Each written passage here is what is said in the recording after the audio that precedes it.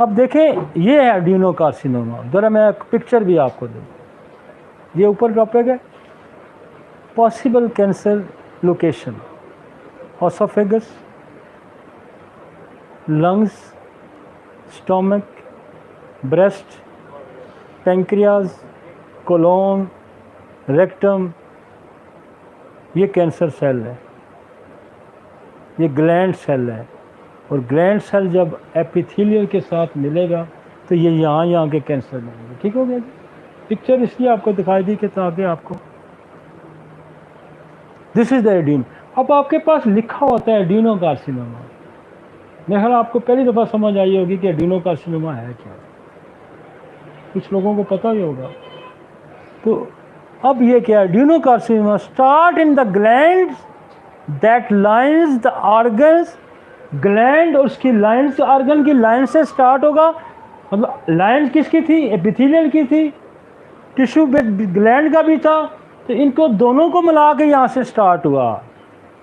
इसको कहते हैं ग्लैंडुलर एपिथेलियल सेल। तो ये क्या है, प्रोस्टेट कैंसर, ये है ब्रेस्ट कैंसर, ये कोलोरेक्टल कैंसर। अब यहाँ ये देखें आपका कितने नसोड़ आपके पास हैं, है ना। आपके पास कोलोन नसोड़ है, कार्सिनोसम रेक्टम है ना जी, ये कार्सिनोसम। रीनल सेल कार्सिनोमा, ये किसके हैं, ये सारे कौन से हैं, ये टाइप्स किसकी है, ये एड्यूनोकार्सिनोमा। आपके पास जब एड्यूनोकार्सिनोमा लिखा आएगा तो फिर आपको ये भी पता होना चाहिए कि ये कहाँ का बन, बहुत जगह बनेगा, राइट। हाँ, हेपेटल सेलुलर कार्सिनोमा आ गया जो ना, हेपेटल सेलुलर कार्सिनोमा, ये आपके जिगर का कैंसर है, लिवर का कैंसर है। तो जहाँ ये लिखा होगा हेपेटल सेलुलर, मैकेनिज्म वही है जो मैंने आपको कहा, हर जगह वही मैकेनिज्म होगा। 4 जीन इन्वॉल्वमेंट होगी, protooncogene, anti oncogene, regulatory gene and DNA repairing gene. लेकिन बात अपने से, अब बेजल सेल कार्सिनोमा, अब बेजल सेल कार्सिनोमा में द पार्ट ऑफ स्किन है, स्किन का हिस्सा ही है basal. The start of the basal cell layer of the epidermis, the epidermis is top, ये टॉप लेयर है, जो एपिथेलियल है वो नीचे वाली लेयर है, ये तो टॉप लेयर है। इसका जो कैंसर होगा, ये तो कॉमन कार्सिनोमा टाइप्स है बेजल। बस देखें सारी स्किन के कैंसर है, आगे इसकी और मैं आपको चला जाता हूँ। लेकिन अगर आप उसको भी याद रखते हैं, कार्सिनोमा को भी, तब भी काम चलेगा। आप एड्यूनोकार्सिनोमा को याद करते हैं तब भी काम चलेगा। लेकिन हम और डिफ्रेंशिएट इसलिए कर रहे हैं कि ताकि आपको कहीं मार ना खानी पड़े। आपको पता हो ये बेजल सेल, और ये क्या होता है, तो स्किन पढ़ाई थी। तो जब बेजल सेल कार्सिनोमा आएगा तो इसका मतलब है ये भी स्किन का ही कैंसर है। ठीक है जी। This cell replace the cell in the top layer of the epidermis. एक और आ जाएगा, इसको स्कोमा सेल कहते हैं। ये उससे ये जो लेयर है, ये basal cell layer of the epidermis, the epidermis is top layer of the skin, the layer basal cells lines the, ये सॉरी, ये बॉटम ऑफ द स्किन आ गई। ठीक है। और ये जो स्कोमा सेल है, ये top of the cell, basal is the bottom हो गया, ये टॉप होगी। उस तरफ से ये नीचे से सबसे पहले आएगी, और ये ऊपर से स्कोम। आपके पास आता है स्कोमा सेल कार्सिनोमा। अब स्कोमा सेल मोस्ट कॉमनली हमारे एशियंस में जो बनता है वो मौत का बनता है, और वो बनता है, उसका काज क्या है कि वो तंबाकू खाने वालों का, चाहे वो स्मोकर्स हैं, चाहे वो च्यू करते हैं, चाहे वो नस्वार डालते हैं। तो ये कैंसर जो है, जो स्कोमा सेल कैंसर है, मोस्ट कॉमन हमारे खिते में जो पाया जाता है, उसकी टोबैको में बड़ी दवाई है। तो टोबैको को अब इंटरकरेंट करने के लिए आप कार्सिनोसन मेलानोमा भी दे सकते हैं, और उसके बाद आप कार्सिनोसन माउथ भी दे सकते हैं। ठीक है जी। ताकि ऑर्गन स्पेसिफिक भी आपके पास दवाइयाँ आ गई हैं, और आपकी टिश्यू के लेवल पे भी दवाइयाँ आ गई। देखें और कमाल है कि हो सकता है ये टिश्यू, अब यहाँ आप कहेंगे कैंसर क्यों बना, जो इस एरिया का एपिथेलियल एरिया था, या बेजल या स्कोमस एरिया था, वो वीक था, उसको आपने डैमेज किया, उसको आपने हिट किया। किसके साथ हिट किया, तंबाकू खा के।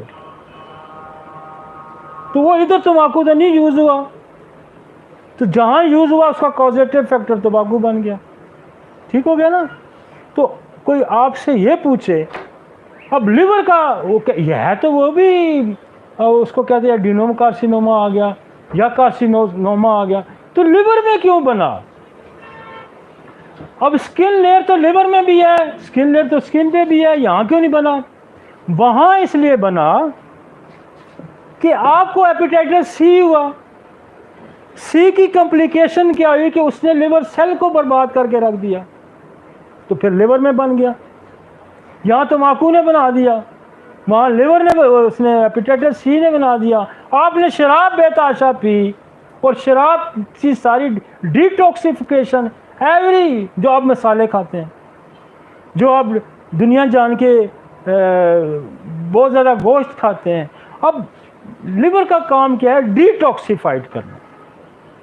जो डिटॉक्सिफाइड कर करके उसके अपने सेल खराब हो जाएंगे, तो वहाँ जो कैंसर बनेगा उसका सबब कोई और है वो यही। तो वहाँ भी आपकी कार्सिनोमा जो है, कार्सिनोसन मेलानोमा काम आएगी, लेकिन साथ अगर एड उसको आप कार्सिनोसन लिवर कर देंगे और अच्छा हो जाएगा। उस एरिया का जो एपिथेलियल लेयर थी उसको उसने तबाह कर दिया, वो लोकल कॉजेटिव फैक्टर आ गया। एक जनरल कॉजेटिव फैक्टर क्या है? जनरल कॉजेटिव फैक्टर है कि जब मैं आप पढ़ाऊंगा आपको साइकोसिस बुलाऊंगा, तो साइकोसिस क्या है? सेक्सुअल कांटेक्ट हुआ, एक जरासीम आया, उसने स्किन को फाड़ा, उसको इन्फेक्ट किया, उसने टिश्यू वहाँ ब्रेक किया। जब वो टिश्यू ब्रेक किया, नीचे कनेक्टिव टिश्यू को भी ब्रेक किया, करते करते महीना लग गया, 2 महीने अनट्रीटेड गया। फिर वहाँ नीचे ब्लड स्ट्रीम पड़ी हुई है आपकी सारी, ब्लड के अंदर एंटर हुआ। जब ब्लड के अंदर एंटर हुआ तो पूरे आर्गन में सर्कुलेट कर गया, ठीक है ना। और फिर वो जो मेम्ब्रेन्स है वो बेसिकली एपिथेलियल मेम्ब्रेन है, 40 साल लगते हैं इसको न्यूक्लियस के बाहर पहुंच जाता है। और फिर ये जो गोनोरिया का बैक्टीरिया 40 साल जब ये सरायत कर जाएगा, 25, 30, 40 साल, तो फिर न्यूक्लियस को ये ब्रेक करेगा।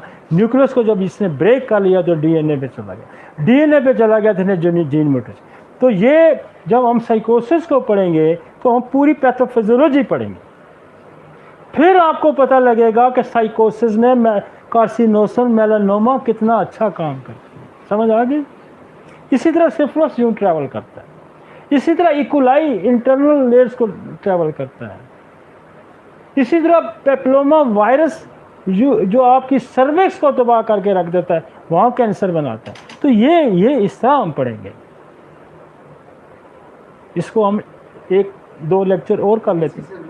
बच्चों में जो हम देते हैं वर्मॉक्स या जेंटल बार देते हैं, ये भी कैंसर बना सकता है। ये देखें आप, एक इसका एक हमने चैप्टर डाला हुआ है।